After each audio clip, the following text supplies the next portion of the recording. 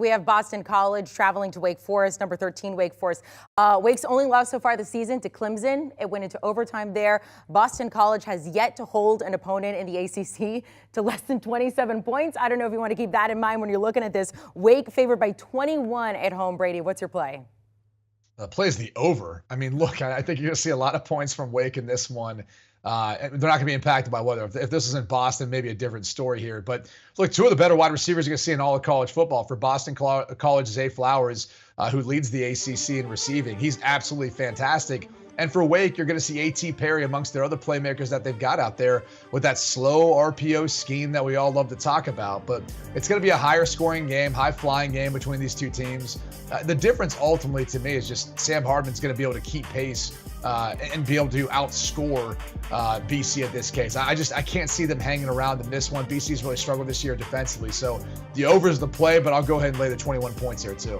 We got some lock unity on here in the exact same side across the board. Jeff Hafley, I like the hire at Boston College. I thought they had a nice season last year. The trajectory I thought was different than what we're seeing this year. It is clearly almost a rebuild year. And Brady brought up Zay Flowers, who's a great example of somebody who valued an education at BC, wanted to stick it out with his teammates. He had multiple opportunities from other bigger Power 5 schools with more prominent names to lure him away, but he said, nope, no thanks. I want to stay here. I feel bad for him that he's not having the success he thought he would, but I do love what's happening at Wake Forest, and Sam Hartman is absolutely balling. This team very much still kind of lingering out there. They need some help, hoping Clemson would lose and have to lose multiple times, but they still have an outstanding chance of playing a really good bowl game. I think this would be an opportunity for them to pad their stats even more. I think this is a blowout across the board, so I'll take Wake as well and lay the points. Lock unity finally. I hope you guys have one more because last week producer Jack refused to make a full screen because we only had one lock unity. Recapping what we've got right now by the team,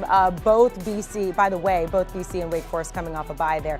Lock unity when it comes to that, taking Wake Forest and the over, and they both like Syracuse to cover the 13.5 against Clemson. Do you want a sports network that delivers everything that matters about the game? The highlights, the picks, the instant analysis, no yelling, no fake debates, no politics. Hit the subscribe button and never miss a moment.